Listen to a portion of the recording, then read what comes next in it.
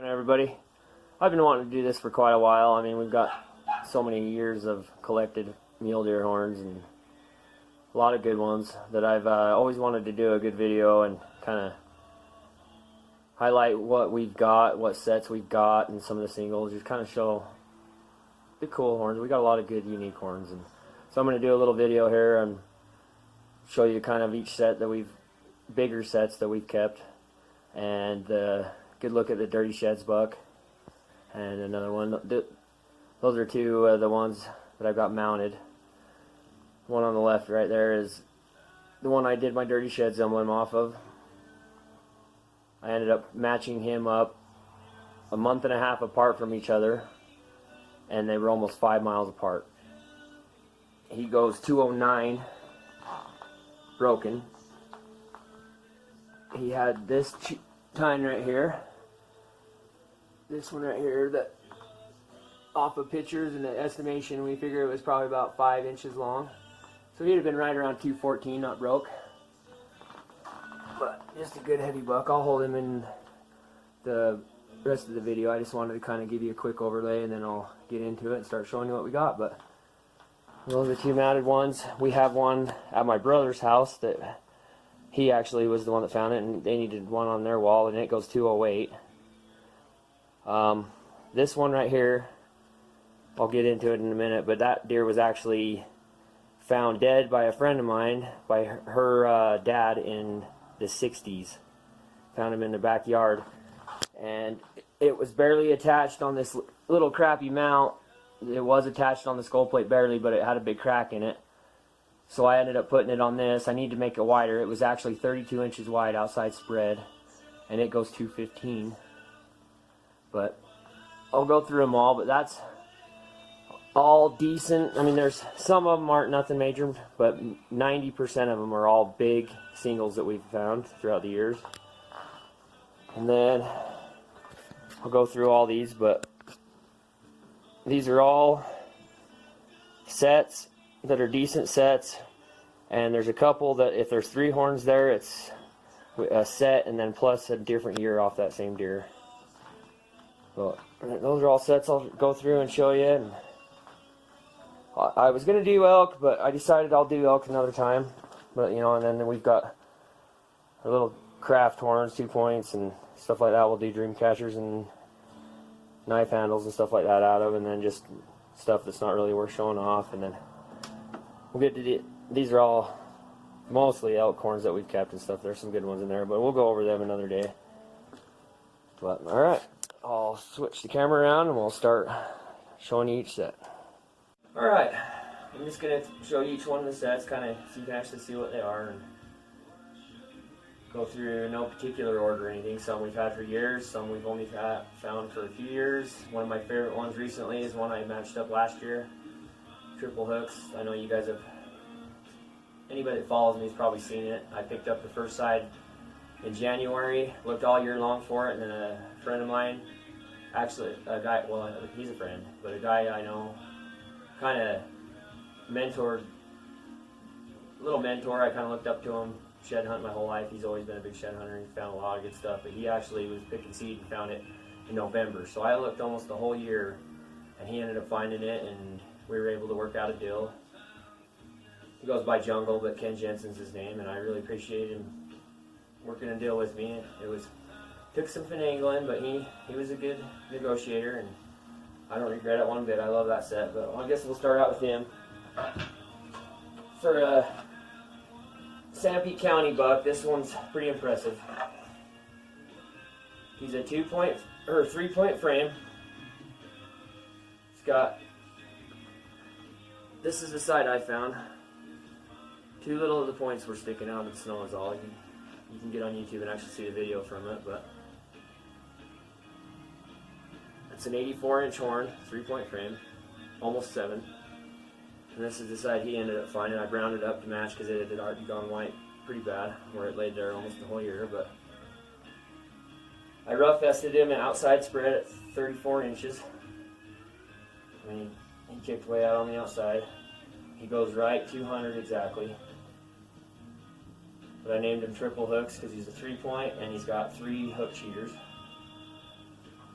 So this has definitely been one of my better sets in a while. Probably my best actual shed set from Sanpete that I've ever found.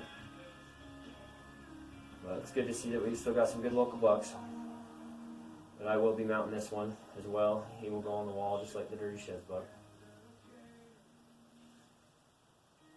But yeah, that's my most recent pride and joy. I'd sure like to find him this year. I haven't seen him again, but I don't think he was killed unless he died naturally. So that's triple hooks. I'll go ahead and show you the Dirty Sheds buck, since that's what this is Dirty Shed video. But like I said, I went down to southern Utah in November. It was right around the first week of November, and found the one side.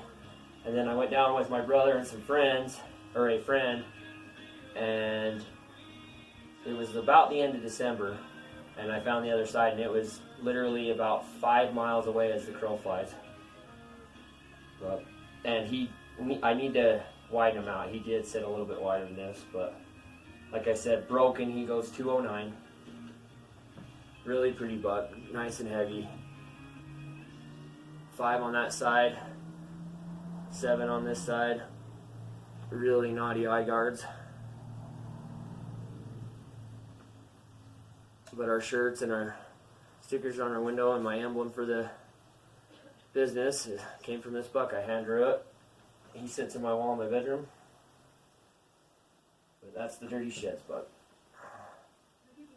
Very beautiful buck. Definitely one of my favorites. Sits right above my bed.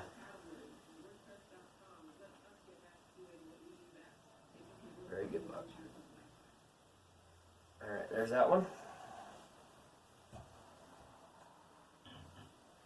Now this is the one I told you was actually found dead in 1960, I think they told me 62 or 63 in Fairview, Utah.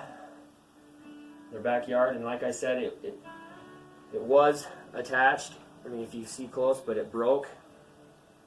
He didn't cut it quite right to where it would stay together, so I wanted it to be shown because it's such an amazing deer.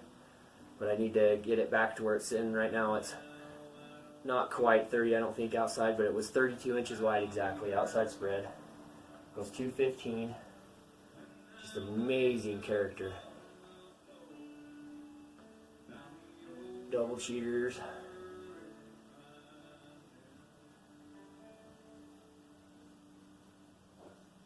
I haven't ever really given this one a name, but the family that I got it from, their last names were McKissick, so I guess McKissick buck is about just as good of a name as any.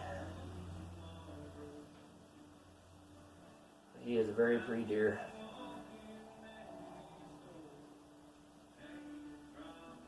Alright.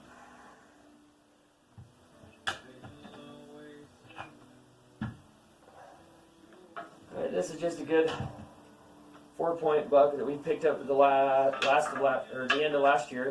Me and my brother went to Arizona. Not huge or nothing. I mean, just a decent little 4-point. Still in pretty good shape. Brown up real easy. Just a good little typical 4. And this is one of the sets we picked up last year here in Spring City, or Sanpete. I've actually got quite a bit of video of this deer again this year. I'm hoping to pick him up again. Not huge, just cool character. Just a good little set. He's very recognizable how much he curves in on his front end. I think I've actually posted some video of this deer from this year, but nothing too impressive, but just a nice little buck. Little bladed back ends. This is one of the first browns I found last year. My wife actually matched up the other side, and I found the same deer as my first brown the year before. I never found the other side of it. But again, nothing real impressive, but a nice little 3-point set.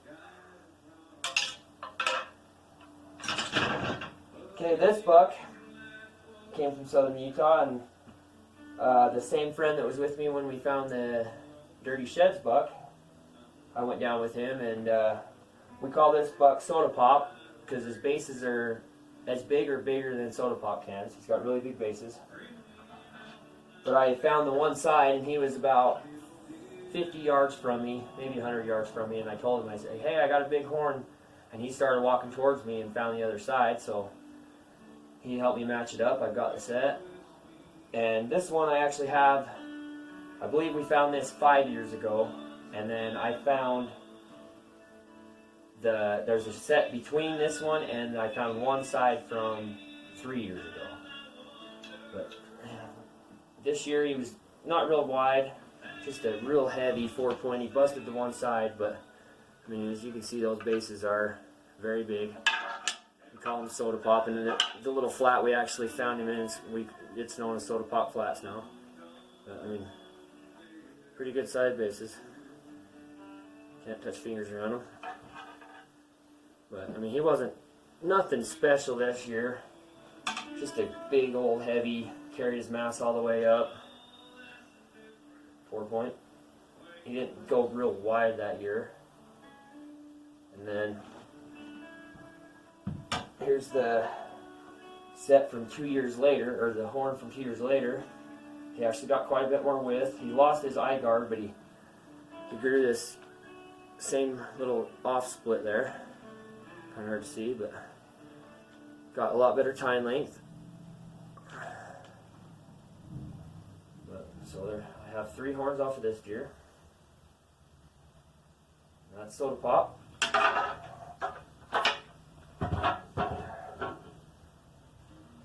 This one also came from San Pete last year. My wife actually, it was the 2nd or 3rd brand of the year, and she actually spotted this one driving down the road, and then my brother found the other side of it. It's got weak splits, but he's a really tall 3-point. Really cool, unique deer. We actually got quite a bit of footage and pictures of this deer on the hoof from last year. But it was one of her better road horns. She spotted it. She was actually driving it. She spotted it out my window. So she was very happy for that one.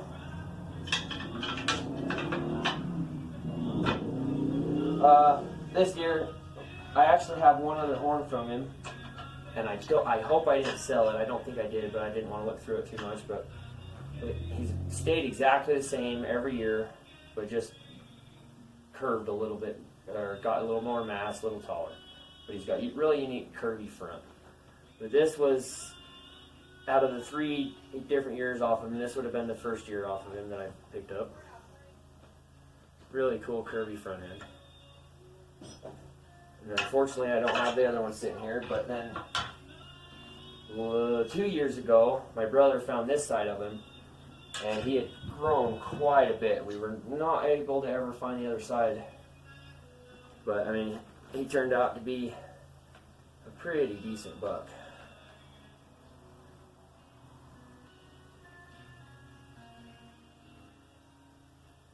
He just kept exactly the same shape every year. But this year he just really put on a lot of mass. That one, nothing too impressive.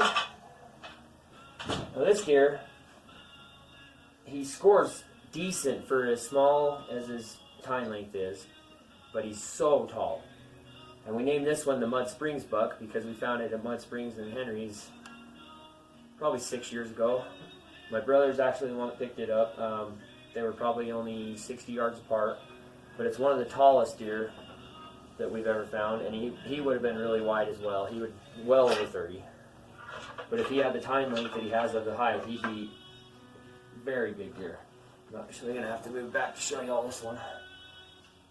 But as I said, his fronts are pretty weak. He's got okay backs, but his front on his right's really small.